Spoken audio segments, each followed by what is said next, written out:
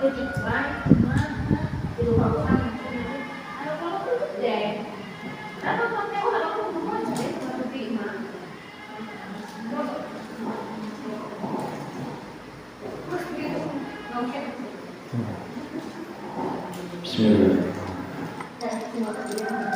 Assalamualaikum warahmatullahi wabarakatuh. Ila hadratin Nabi Mustafa Rasulullah Muhammad sallallahu alaihi wasallam wa ala alihi wa awlihi wa dhurriyyatihi wa sahabatihi wa tabi'ina tabi'ina salihin wal ulama'i wal waliyyi wal syahadatul qadr jalal wa ila rafi'allahu baki jikan dokter musyrik bin sastra kaumullah wa ila rafi'allahu bapak ustaz kemati sutaran bin wa ila rafi' jami'al kubur minal muslimina wal muslimat wal mu'minina wal mu'minat khususan fi qaryati Sabah. Allahumma firlahu warahmuhu wa'afihi wa'afurahum al-Fatihah. A'udhu billahi minasyaitanir rajim. Bismillahirrahmanirrahim. Alhamdulillahi rabbil alamin arrahmanir rahim maliki yaumiddin. Iyyaka na'budu wa iyyaka nasta'in ihdinas siratal mustaqim. Shiratal ladzina an'amta 'alaihim ghairil maghdubi 'alaihim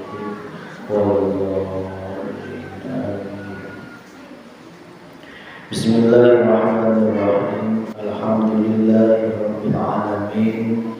Alhamdulillahi ala nikmatil iman. Alhamdulillahi ala nikmatil islam. Asyhadu an la ilaha illallah wa asyhadu anna Muhammadar Rasulullah. Allahumma shalli ala sayyidina Muhammad wa ala ali sayyidina Muhammad sallallahu alaihi wasallam. Setiap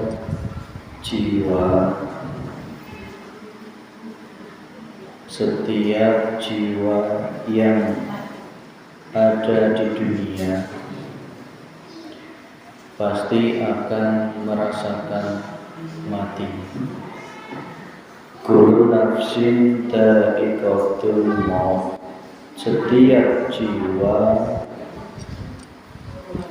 Setiap jiwa akan merasakan mati. Maka kita pun manusia memiliki jiwa, yang mana jiwa ini cepat atau lambat pasti akan mengalami yang namanya mati. Tidak memandang tua, tidak memandang muda, sehat, sakit, ketika waktu itu saatnya tiba, maka akan terjadi. Maka ketika kita masih diberikan hidup di dunia, maka manfaatkanlah sebaik mungkin waktu yang diberikan oleh Allah, agar jiwa kita ini bisa kembali kepada Allah Subhanahu wa ta'ala ketika masih di dunia. Setiap jiwa di dalam tubuh manusia memiliki kewajiban, yaitu illa liya'budun, hanya menyembah kepada Allah Subhanahu wa ta'ala. Ruh atau jiwa itu sifatnya abadi, roh saya, roh jenengan, roh hewan, tanaman, semua makhluk yang bernyawa itu sifatnya abadi. Yang tidak abadi adalah jasad. Jasad kita ini akan ada saatnya semakin lemah. Tidak ada orang tua itu semakin tua semakin kuat. Justru yang ada fisik kita semakin bertambah beban, semakin fisik kita lemah. Yang biasanya bisa macul sehari 2 sawah 3 sawah, makin tua cuma kuat 1/4 sawah. Itu artinya apa? Kita harus memiliki kesadaran bahwa diri kita yang sesungguhnya itu bukan jasad. Diri orang yang sesungguhnya etak lain etak jasad, lain tangan iya, lain kaki iya, lain badan iya lain. Etak lain diri orang sesungguhnya. Diri orang sesungguhnya adalah ruh yang hidupnya abadi. Ya. Hidupnya abadi asalnya dari surga, diasupkan dina dunia, dititipkan dina raga jasad, engke wayahna bakal melewati hidup di akhirat selama-lamanya. Berarti diri kita yang sesungguhnya itu ya ruh, bukan jasad ini, bukan wujud laki-laki perempuan itu wujudnya jasad. Ruhaniyah kita itu tidak berjenis kelamin, tidak tua, tidak muda. Ruh kita ini sifatnya mutlak, tidak memiliki identitas seperti jasmaniah kita. Maka kita harus sadar, memiliki kesadaran tingkat ruh tadi. Ingat bahwa ketika kutiupkan ruh, wa nafakhtu, ketika kutiupkan ruh di dalam janin umur 4 bulan, disitulah ruhaniyah kita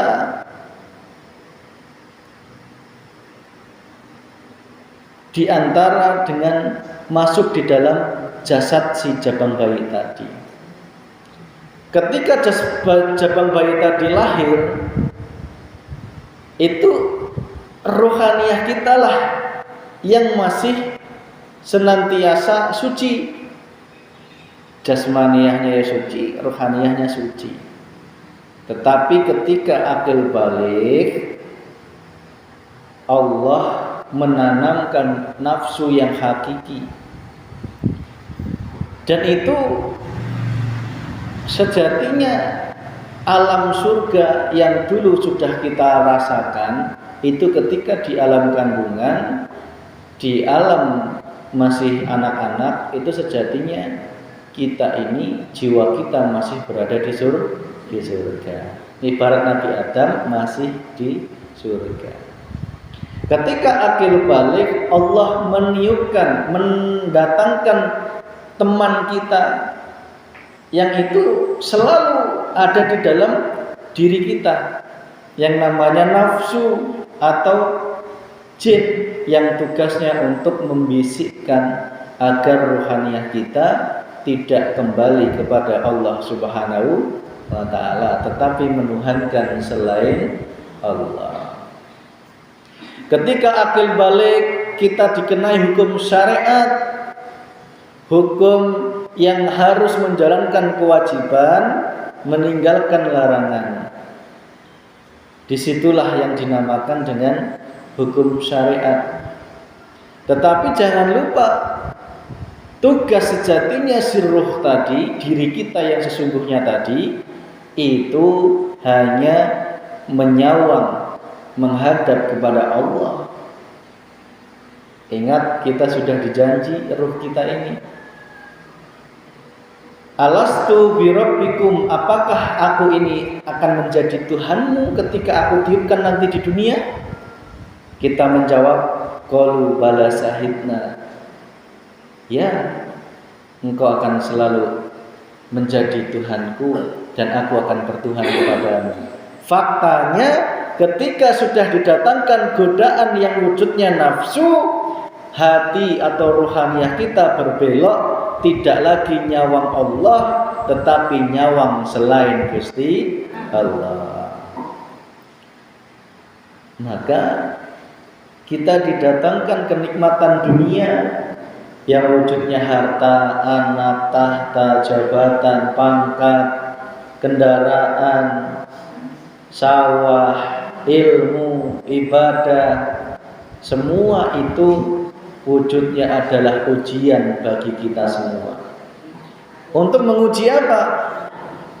Benar enggak janji kita sama Allah bahwa kita ini akan senantiasa ini wajah tu wajhiyah, yang hanya selalu nyawang Allah dalam perkara apapun yang akan Allah turunkan di dunia, baik perkara taat, perkara maksiat, nikmat maupun bala.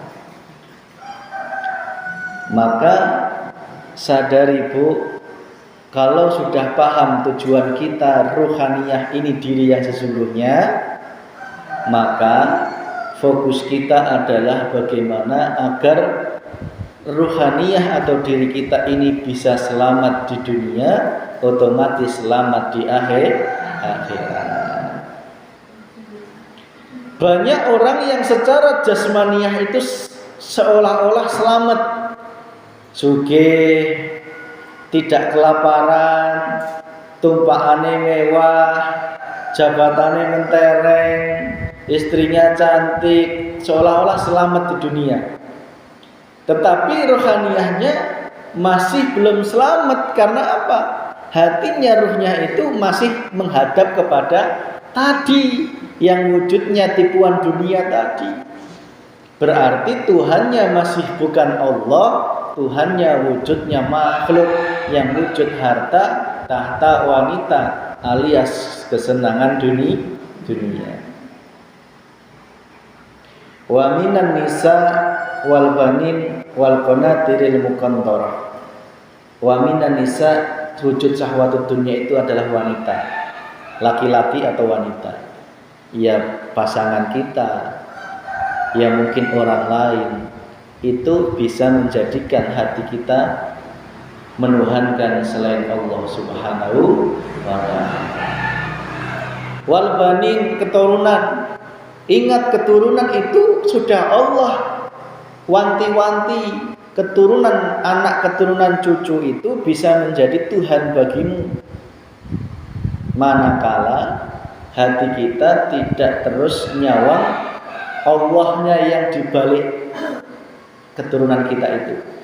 Contoh, ketika anak rewel, hatimu menghadap makhluk, sing engkau lihat makhluk yang wujudnya anak tadi, tak jamin pasti jenengan ikut-ikutan sewot, sebel, marah, sehingga hati kita menjadi terkotori.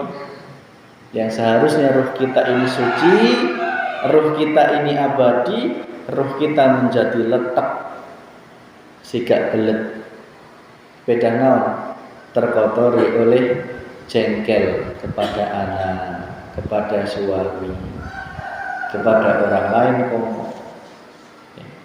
Meskipun secara dhahiriyah kita ahli ibadah, ahli sholat dan sebagainya. Ketika anak sukses, anak prestasinya bagus, hatimu tidak akan kepleset dengan kesombongan, dengan membangga-banggakan, karena hatimu selalu sadar dan nyawang yang sukses itu sejatinya yang membuat sukses adalah Allah Subhanahu wa ta'ala. Anak ranking 1, engkau kalau nggak melihat Allah yang membuat ranking 1, tak jamin engkau akan sombong kepada wali murid yang lain, menjelekkan anak yang lain. Itu sudah pasti. Karena apa? Diri kita sudah tersilaukan oleh yang namanya anak banin tadi. Yang ketiga, wal qanatiril muqantarah, yaitu harta benda. Motor, sawah, mobil, jabatan, pangkat, itu harta benda, Bu. Setiap qanatiril muqantarah tadi akan selalu menjadikan hati kita kepleset, ya. Baru punya sepeda ontel dikit aja sudah merasa sombong. Padahal di atas ontel masih ada sepeda motor. Lagi itu nih, Bu. Karena apa? Dia tidak sadar ontel yang dinaikin itu sejatinya ya Allah. Piye sih Mas? Ontel Allah. Sing numpaki ontel Allah. Kok kabeh-kabeh Allah? Ya. Ya memang gitu faktanya. Di dalam dan di luar ontel itu ya Allah.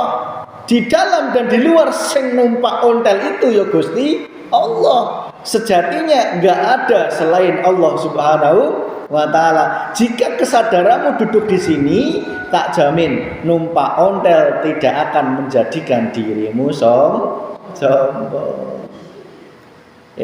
Jalma zaman ayeuna kemajenang lempang. Aing bisa nampak ontel. Cek Gusti Allah numpak ontel ke sombong. Masyaallah. Di atas ontel masih ada motor. Ya gitu. Yang naik motor itu hatinya tidak duduk di tajalli Allah.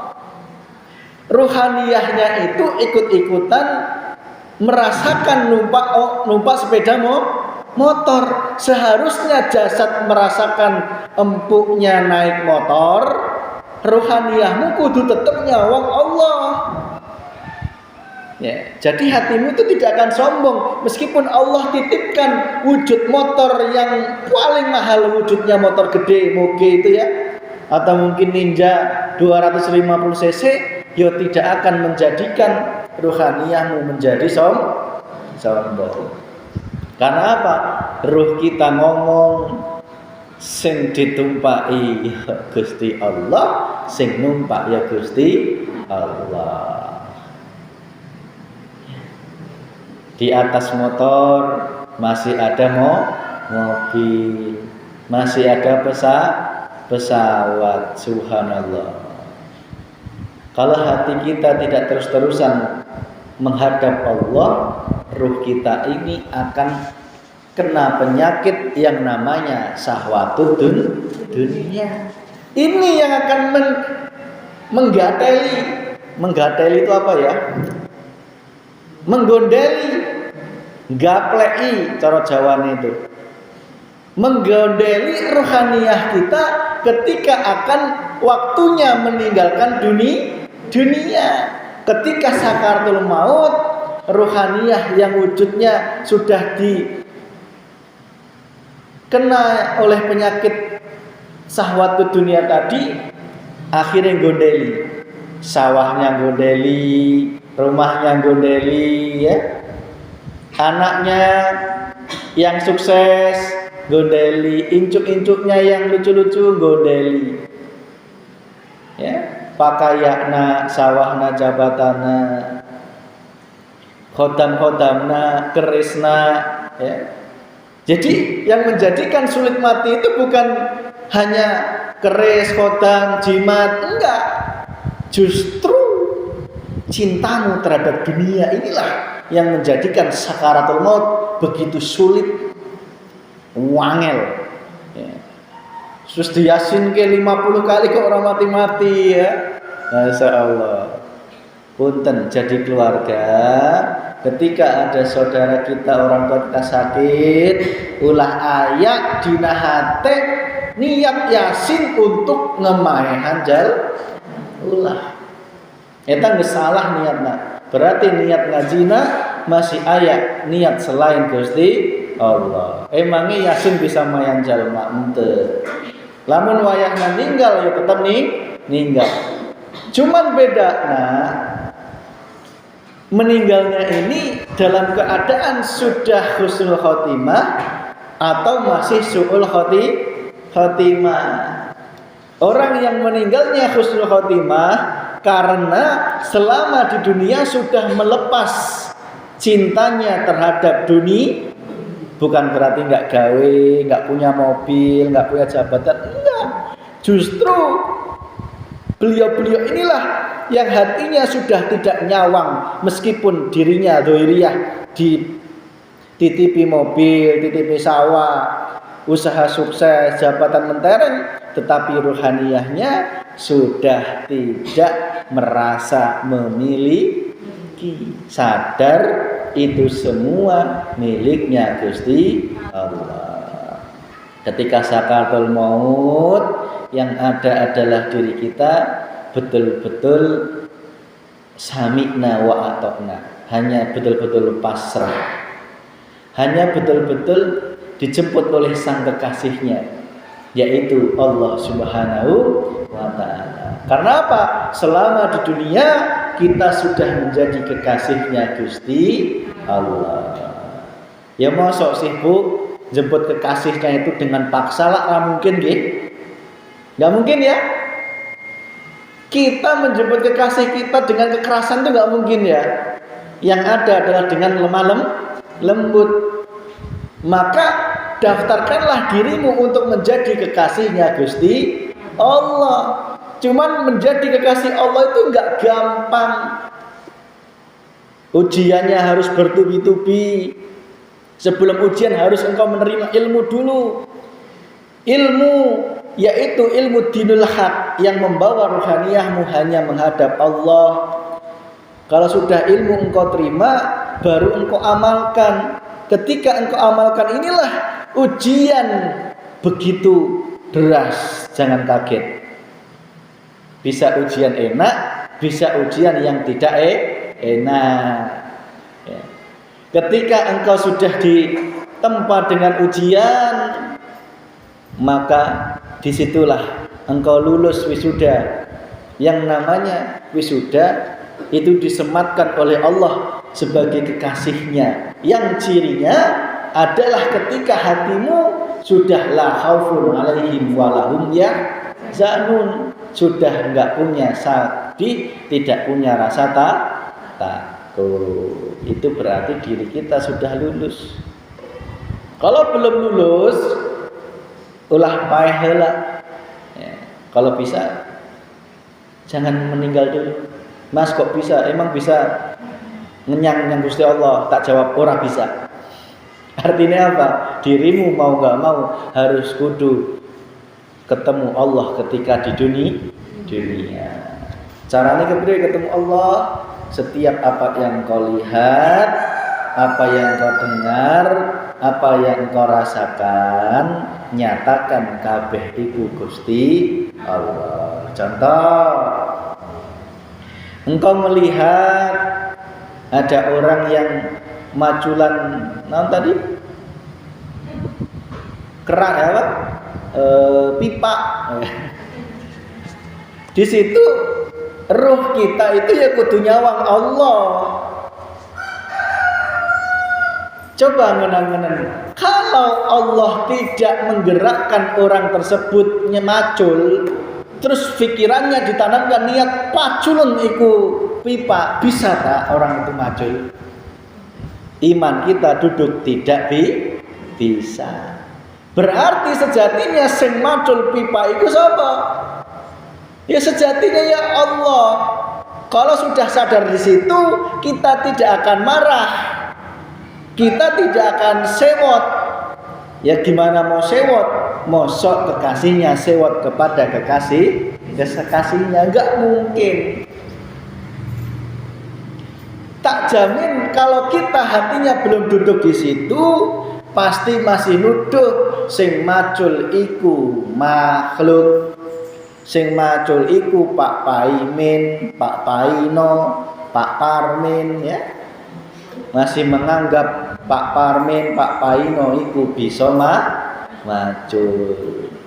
Padahal sejatinya Bu, kalau enggak ditakdirkan oleh Allah, wis ditetapkan di Lauhil Mahfuz, sudah ditetapkan pada hari tanggal pira? 9 Desember jam 14.05 si Parmin kudu macul apa? Saluran air milik PDAM. Itu sudah digariskan, Bos. Jadi bukan ujuk-ujuk Pak Parmin bisa pengen macul tuh enggak. Kabeh iku ketetape Gusti Allah. Ya. Kau ujuk-ujuk Mas Vicky WA, Bu punten, iku ya Allah. Kau ujuk-ujuk Allah mengiring Pak Dayat Budayat atau tim untuk mencari, ya iku Allah. Tidak ada yang berperan selain Gusti Allah. Kalau gitu kita tidak akan nyari siapa yang salah, enggak akan. Lah mosok kita nyalahkan Gusti Allah, sopan tak? Enggak ya? Iya enggak sopan, Bos. Allah.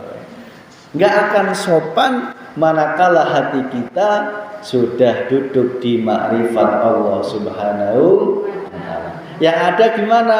Ya syukur, bersabar dan khona. Syukur alhamdulillah caina geus katimu. Sabar dong etake yang sing gerakkeun Gusti Allah. Erek marah ya moal aya alasan marah ieu. Hah? Yang telepon yang WA banyak. Ya delengen Allahnya jam 12 malam Mas Vicky WA, Bu punten besok pangnilikeun Pak Dayat pangnilikeun cai. Ya iku Allah. Kalau enggak melihat ke situ pasti sewot ke Mas Vicky. Gini Mas Vicky jam 12 malam WA. Mas Vicky mah jam 2 jam 1 banyak yang telepon. Mas Vicky mah ganggu jamak pindah eta. Angen-angenan. Nek Gusti Allah enggak menggerakkan jarinya Mas Vicky mencet WA, bisa tak WA? Ora bisa. Enggak bisa. Nek hati sudah duduk di situ, tak jamin yang ada hanya mesame Mas Vicky jam 2 bengi kok telepon. Gusti Allah. Apa nama waktu liya? Masyaallah. Habis Mas Vicky ditelepon siapa? Banyak. Ya. Iya. Itu ilmu. Itu pun ya ilmu praktek. Ketika mendapatkan ilmu pengajian, prakteknya ya seperti itu. Saya pun praktek, jenengan praktek, siapapun juga praktek. Tetap kabeh iku Gusti Allah. Enak. Maka Bu, ketika rohaniyah kita belum sadar ke situ, tak jamin yang ada hanya siksa. Coba kita sewot ke yang macul. Emosi, kumaha dikur dipacul di paranan.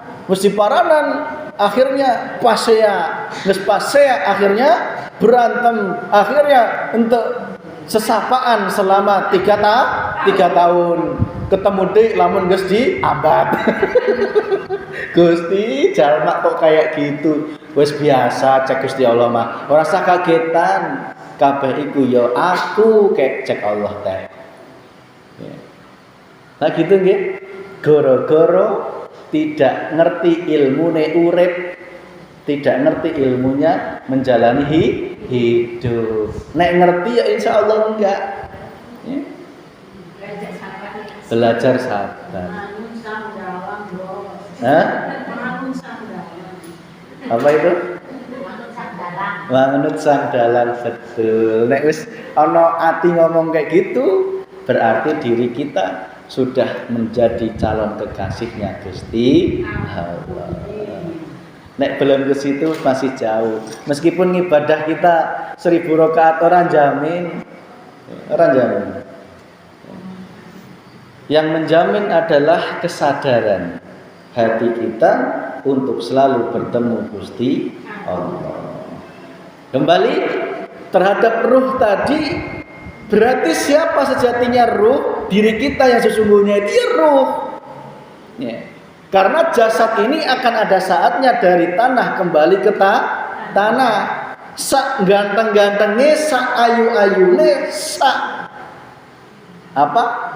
gagah-gagahnya, yang engkau bangga-banggakan itu bukan dirimu yang sebenarnya, bukan. Itu hanya seonggok daging, itu hanya seonggok tanah, itu hanya seonggok tulang darah tanah yang suatu saat akan kembali ke dalam tanah. Dirimu yang sesungguhnya ya ruh, itu yang wajib menghadap Allah. Ya. Maka sempurnakan jasate yo dengklak-dengkluk, atine yo madhep Gusti Allah. Wes, kalau di dalam hidup ini kita belum melepas cinta kita terhadap dunia, ya, masih kejejelan rohaniah kita terhadap dunia, tak jamin kau tidak akan siap untuk mati, tidak akan siap. Nah gitu nggih. Justru kekasih Allah itu ngarep-ngarep, kapan aku ngarep-ngarep, bener. Kapan aku dicabut Allah, dijemput Allah itu kapan? Sudah begitu rindunya dengan kekasihnya. Karena kita sudah terlalu lama jauh-jauhan di dunia. Ya. Justru ada cerita. Saya jadi keinget cerita kekasih Allah. Ya. Jadi kekasih Allah ini dia pengen mati, Bu. Pengen matinya itu bukan karena siga orang bunuh diri yang lainnya yang pusing masalah hidup, menyerah, enggak. Justru pengen matinya itu karena saking kangennya Gusti Allah. Saking sudah enggak ada cinta dunianya. Mangan ya sudah bukan rasa kolek, rasanya Gusti Allah. Minum kopi sudah bukan rasa kopi, tetapi rasa Gusti Allah.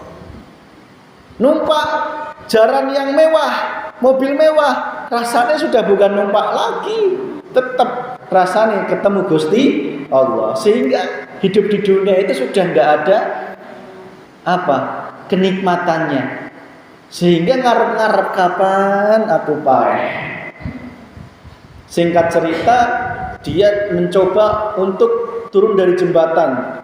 Tiba-tiba di situ ada sapi. Akhirnya nggak jadi mati, diselamatkan oleh sapi. Mencoba yang lainnya nggak mati-mati. Karena apa? Belum saatnya dijemput Gusti Allah. Terus kemudian ada sayembara, Bu.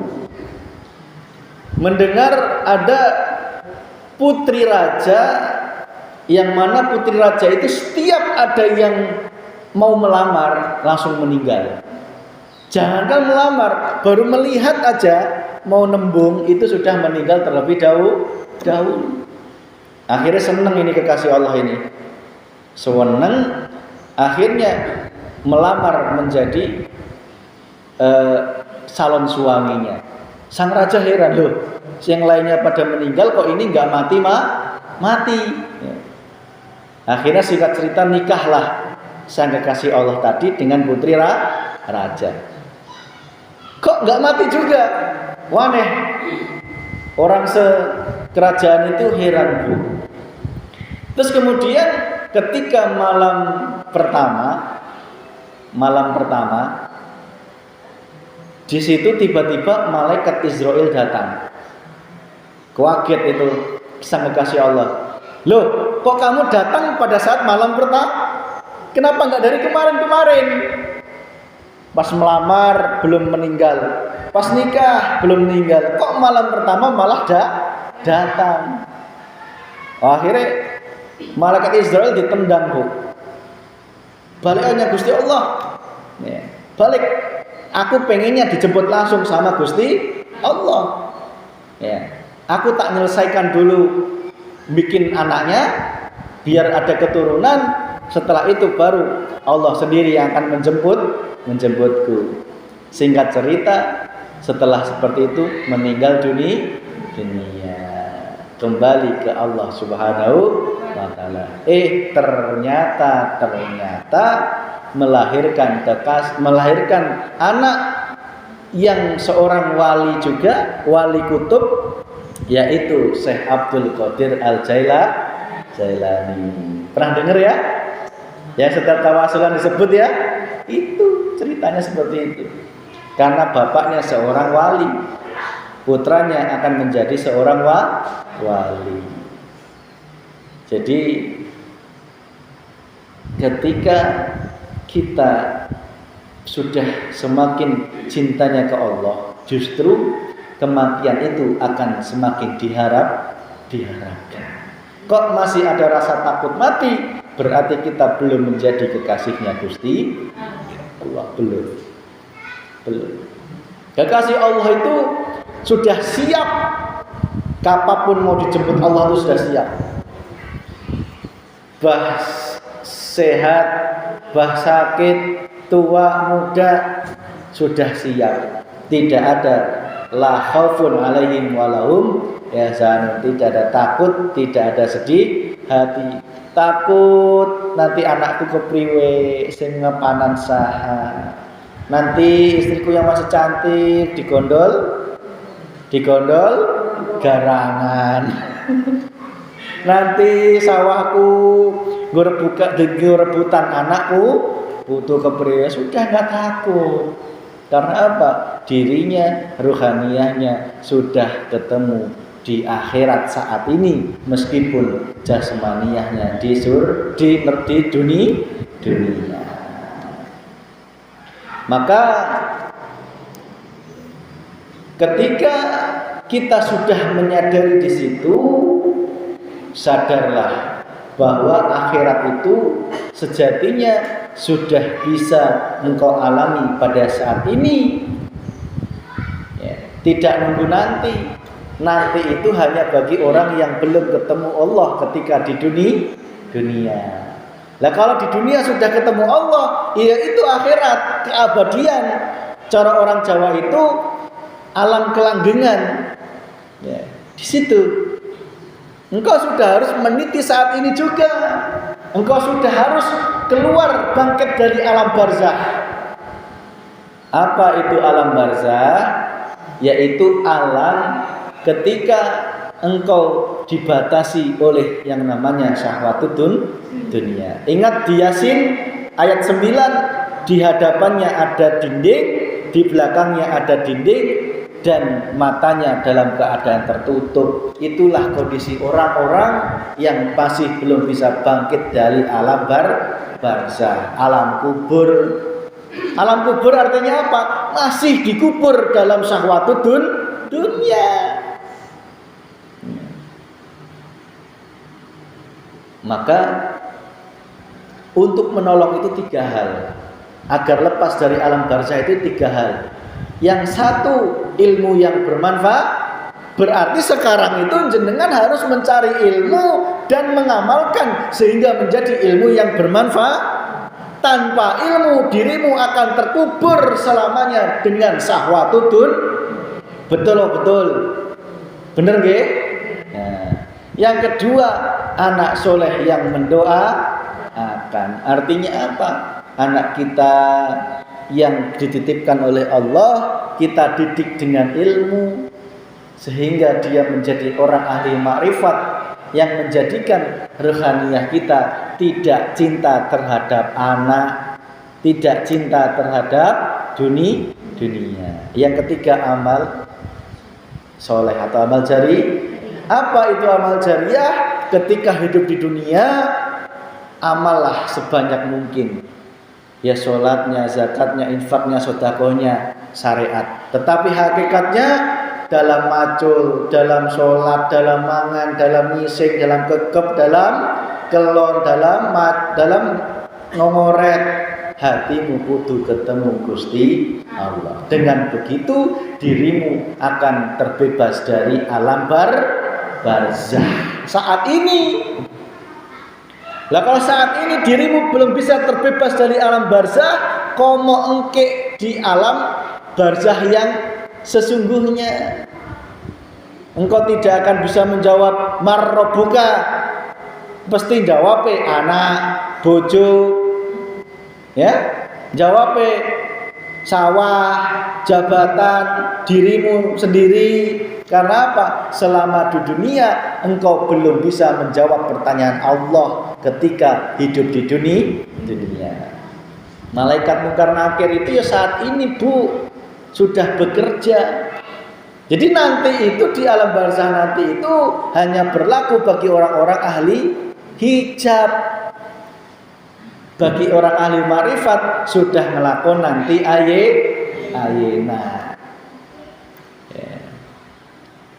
Malaikat Munkar Nakir itu selalu menanyai kita. Ketika suami datang membawa uang, marrobuka, bojomu apa Allah? Lah gitu nggih. Ayo, nek dirimu nyawang bojomu tak jamin menuhankan aku enggak bisa hidup tanpa suami. Aku yang menghidupi Tuhanmu berarti Marrobuka, jawabnya pasti nanti jawabannya enggak bisa dikarang nanti itu enggak bisa. Sekarang bawa catatan.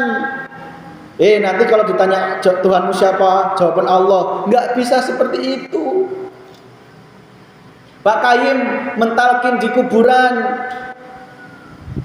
Si mayit ulah sieun, ulah geragap.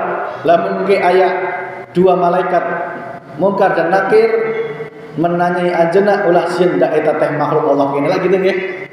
Nu hiji ditanyakan marrobuka, jawaban Allah. Bisa tak? Lamun di dunia enggak ketemu Allah, jawab Allah? Enggak bisa. Pertanyaan itu justru untuk orang yang masih hidup di dunia. Pak Kayyim ngomong kayak gitu ya untuk yang masih hidup. Marrobuka mesti ayeuna kudu anjeunna ketemu Allah. Wa kitabuka, apa kitabmu? Al-Qur'an. Mau kitab Al-Quran gimana? Wong ngaji isi Al-Quran aja tidak mau, tidak pernah ngaji isinya loh ya. Karena apa?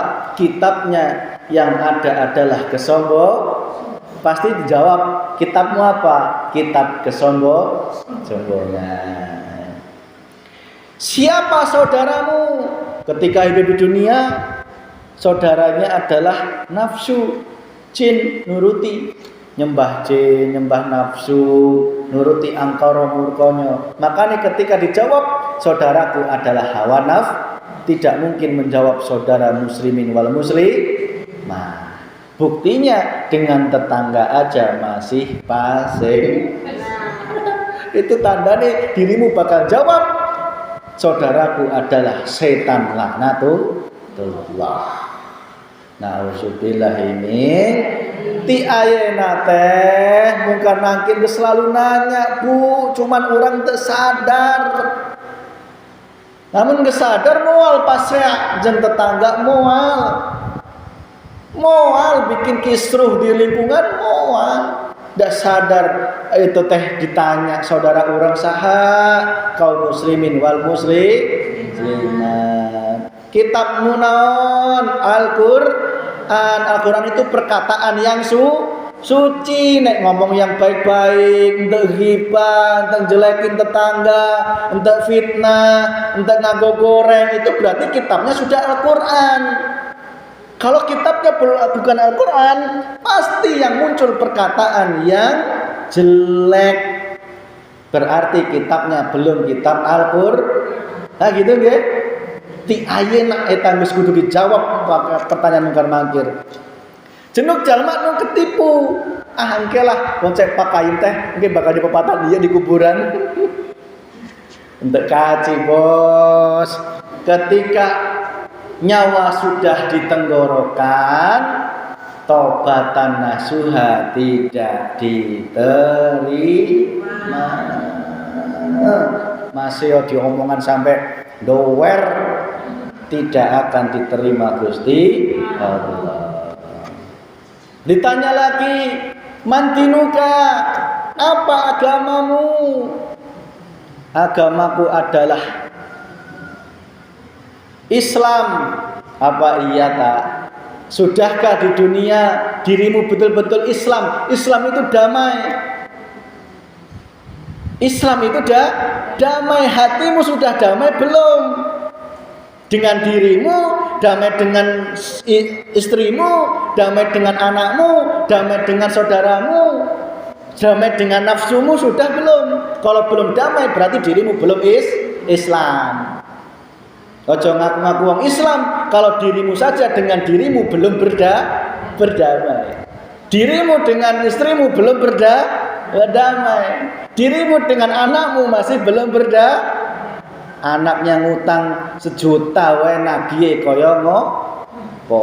Ibunya ngutang 5 juta, anaknya sudah nagih. Padahal ibu dan anak. Akhirnya menjadikan jauh. Berarti agamamu belum agama Islam. Ya.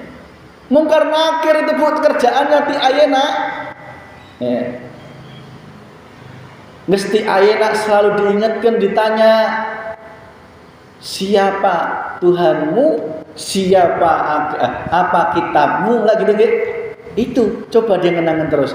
Apa agamamu, siapa saudaramu. Itu semua sudah harus engkau jawab mulai saat ini di dalam imanmu. Kalau itu aja belum lulus, ojo ngarep nanti. Sulit bos, berat, kecuali ditolong oleh 3 hal: ilmu, amal, sama anak yang makrifat. Kalau enggak gitu, abadi finar, abadi di dalam neraka siksaan, abadi. Karena ruh kita ini sifatnya abadi. Kalau enggak masuk surga, ya masuk neraka. Lagi itu nggih.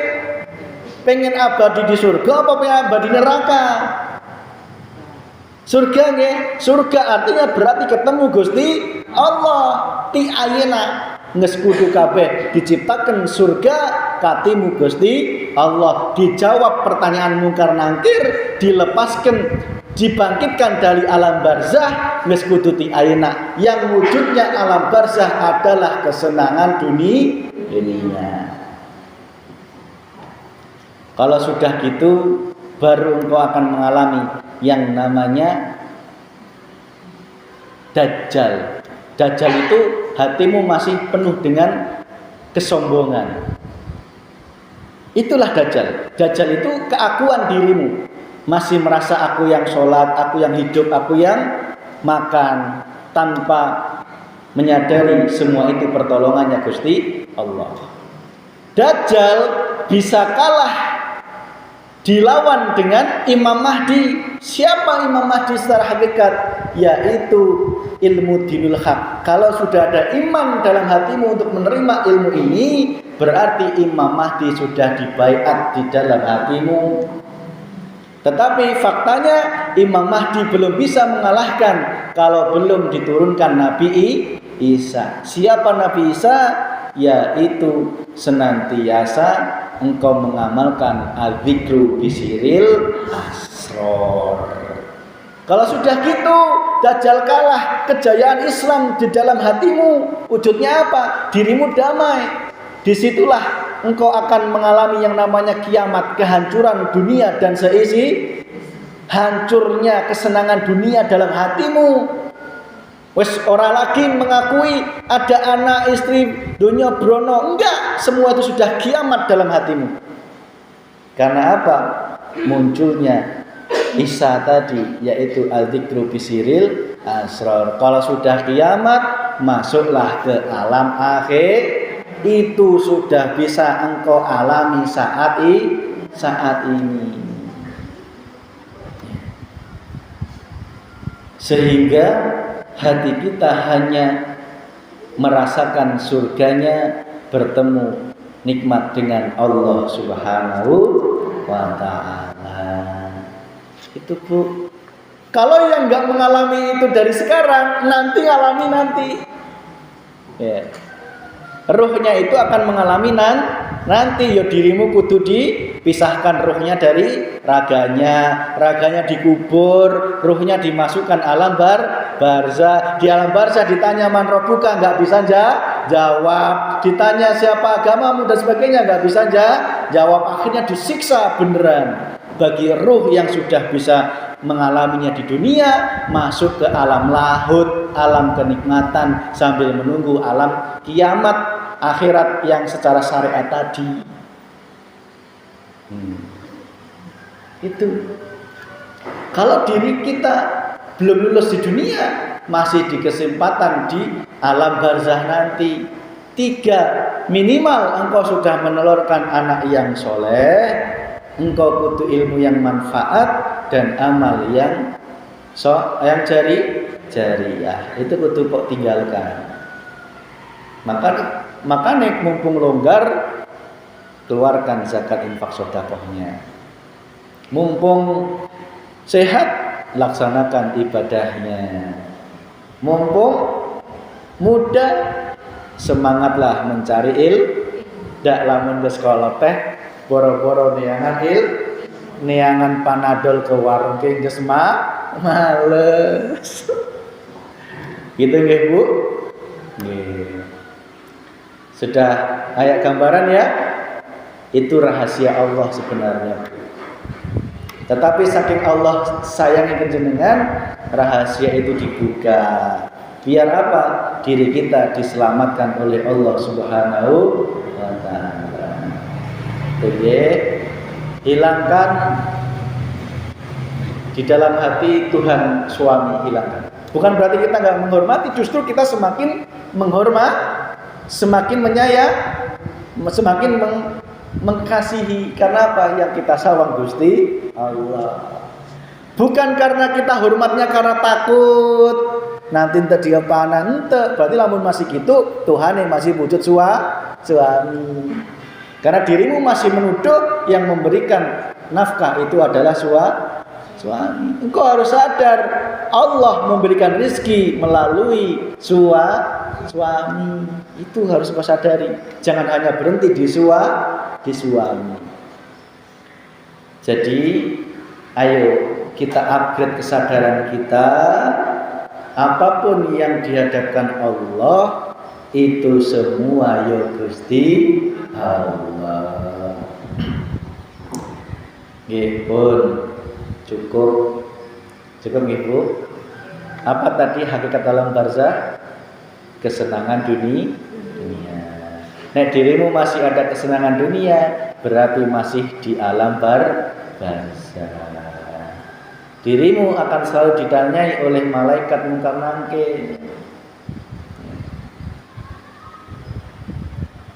Malaikat mungkar nakir penanya di alam kubur, malaikat raqib atid sebagai menimbang amal baik dan buruk.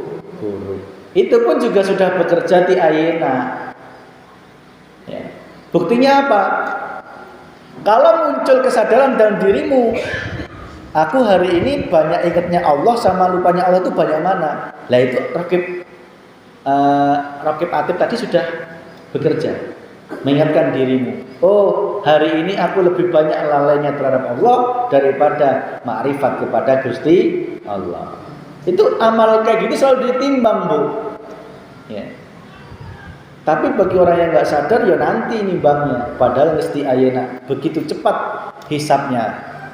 Bahkan, mohon maaf, sebelum kita terjadi sudah tahu dulu seberapa nilai. Karena apa? Sudah tercatat di Lauhil Mahfuz. Sudah tercatat, sudah terhitung amal jenengan. Sudah terekap, sudah ditentukan. Lamun geus kitu berarti nanti itu sekarang, dulu, sekarang dan nanti tidak ada bedanya. Semua dalam keabadiannya Gusti Allah. Makanya dulu jenengan belangsat, sekarang alim kok besok makrifat, ya enggak ada bedanya. Semua itu dalam garisnya takdirnya Gusti Allah. Itu Bu. Yang terakhir malaikat Malik sama Ridwan, penjaga surga dan neraka. Itulah yang bertugas memberimu surga. Surga itu kedamaian. Ya. Dikasih uang sedikit hatimu kok damai, itu berarti surga. Malaikat Ridwan sedang menjaga surga dalam hatimu. Dijaga, dibuka pintu surganya. Kok dirimu tersiksa, berarti malaikat Malik sedang membukakan pintu nerakanya di dalam hatimu.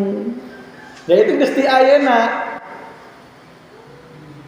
Lamun dirimu ker bahagia damai ayam tentrem nyawang Gusti Allahnya, berarti malaikat Ridwan sedang membukakan pintu surga di dalam hati sehingga rasanya adem. Masih suami merengut melekutuk diomeli kita, dikata-katain hatimu ayem, itu tandanya malaikat Ridwan sedang membukakan pintu rahmat, pintu surga di dalam hatimu.